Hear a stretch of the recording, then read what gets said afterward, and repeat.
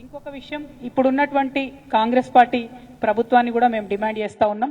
మేము అధికారంలో ఉన్నప్పుడు గౌరవ పెద్దలు కేసీఆర్ గారు పార్లమెంట్లో మేము 2015లో మాట్లాడి మరి మాకు స్పైసెస్ పార్క్ ఇవ్వండి, పసుపు ఆధారిత పరిశ్రమలకు అవకాశం ఇవ్వండి అంటే ఆనాడు కేంద్రం రాసిన ఉత్తరం ఉంది, మేము డబ్బులు ఇవ్వము, మీరే డబ్బులు పెట్టుకోండి, మీరే ల్యాండ్ ఇవ్వండి, మీరే పరిశ్రమలు తెచ్చుకోండి అని వాళ్ళు చేతులు దులిపేసుకున్నారు. కేవలం మేము స్పైసెస్ బోర్డు నుంచి మీకు డిపిఆర్ చేసిస్తాం, ప్లాన్ చేసిస్తామని చెప్తే వేల్పూర్ దగ్గర ప్రశాంత్ రెడ్డి గారి ఆధ్వర్యంలో ఆనాడు 42 ఎకరాలు మేము తీసుకొని స్పైస్ పార్క్కి ల్యాండ్ ఇవ్వడం జరిగింది. దాన్ని స్పైసెస్ బోర్డు ఇచ్చినటువంటి డిపిఆర్ ప్రకారం కంప్లీట్గా అభివృద్ధి చేయడం కూడా జరిగింది. ఇప్పుడు ఉన్నటువంటి కాంగ్రెస్ ప్రభుత్వాన్ని మేము చేసే డిమాండ్ ఏంటంటే అక్కడికి పరిశ్రమలు తీసుకొని రండి, మీరు అక్కడికి పసుపు ఆధారిత వ్యవసాయ ఆధారిత పరిశ్రమలు తీసుకొని రండి. దాని ద్వారా నిజామాబాద్ జిల్లా యువకులందరికీ కూడా ఉద్యోగాలు వచ్చేటటువంటి ఆస్కారం ఉంటుంది. మరి ఇప్పుడు ఉన్నటువంటి ఎంపీ గారిని కూడా డిమాండ్ చేస్తూ ఉన్నాం.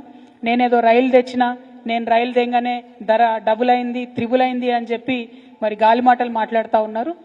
పసుపు ధర ప్రతి 3వ సంవత్సరం పసుపు ఎవరు ఏం చేసినా చేయకున్నా బంగారం లెక్క పసుపు ధర పెరుగుతుంది, దాంట్లో ఎవరు చేసేదేం లేదు. కానీ ఎప్పుడైతే డిమాండ్ ఉండదో ఆ సంవత్సరంలో రైతులు మనం ఆదుకోవాల్సినటువంటి అవసరం ఉంటుంది. కాబట్టే మినిమం సపోర్ట్ ప్రైస్ తీసుకురావాల్సిందిగా ఎంపీ గారిని నేను డిమాండ్ చేస్తూ ఉన్నాను. అట్లానే జక్రాన్పల్లిలో అన్న పెద్దన్న బాజిరెడ్డి అన్న గారి ఆధ్వర్యంలో 800 ఎకరాల భూమిని మేము సేకరించి కంప్లీట్గా ఎయిర్పోర్ట్కి సూటబుల్ కండిషన్స్ అన్నీ కూడా క్రియేట్ చేసి లేఖ కూడా రాసినాం. కేసీఆర్ గారు ముఖ్యమంత్రిగా ఉన్నప్పుడే ఎన్ఓసి కూడా రావడం జరిగింది దానికోసం. మరి ఇప్పుడు అక్కడ ఎయిర్పోర్ట్ తీసుకొని రావాల్సిందిగా ఎంపీ ధర్మపురి అరవింద్ గారిని నేను డిమాండ్ చేస్తూ ఉన్నా.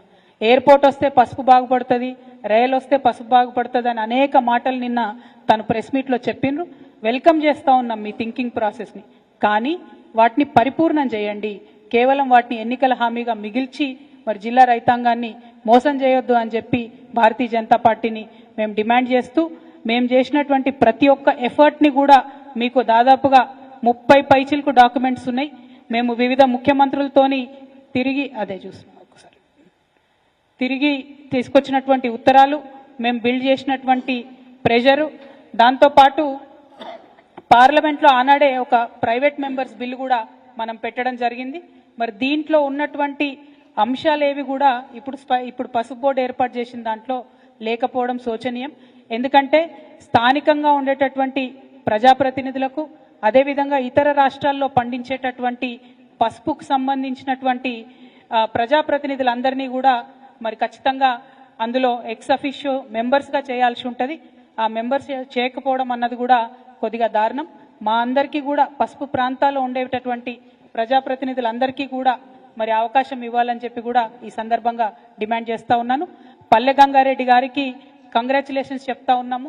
చరిత్రలో నిలిచిపోయే విధంగా మొదటి పసుపు బోర్డు చైర్మన్గా వారు ఎన్నికవ్వడం సంతోషకరం. మీరు మా జిల్లా బిడ్డ, మా అంకాపూర్ బిడ్డ కావడం మాకు గర్వకారణం. మీరు సమగ్రంగా పసుపు రైతుల అభివృద్ధి కోసం ప్రతిపక్షంలో ఉన్నటువంటి మా వంటి వారందరినీ కూడా కలుపుకొని పోయి పసుపు రైతులకు మేలు జరిగే విధంగా పనిచేయాలని కూడా డిమాండ్ చేస్తూ ఉన్నాం. మరి బాబా రామ్దేవ్ గారు బీజేపీతోని చాలా అనుబంధంగా ఉండేటటువంటి వ్యక్తి. వారి దగ్గరికి మేము హిమాచల్ ప్రదేశ్ కూడా 2 సార్లు వెళ్ళి రిక్వెస్ట్ చేసి వారి సీఈఓ బాలకృష్ణ గారిని కూడా నిజామాబాద్కి తీసుకొచ్చి ఇక్కడ పరిశ్రమలు పెట్టమని కోరడం జరిగింది. పెట్టడానికి సుముఖంగా ఉన్నట్టుగానే చెప్పి చివరి నిమిషంలో ఎందుకో వారు మళ్ళీ పెట్టలేకపోయినారు. మరి ఆ విషయాన్ని కూడా పర్సూ చేయవలసిందిగా మేము గౌరవ ఎంపీ గారిని కోరుతా ఉన్నాం. రాజకీయాలకు అతీతంగా పాలక ప్రతిపక్షాలం అందరం కూడా కలిసి పనిచేస్తేనే పసుపు రైతులు బాగుంటారు.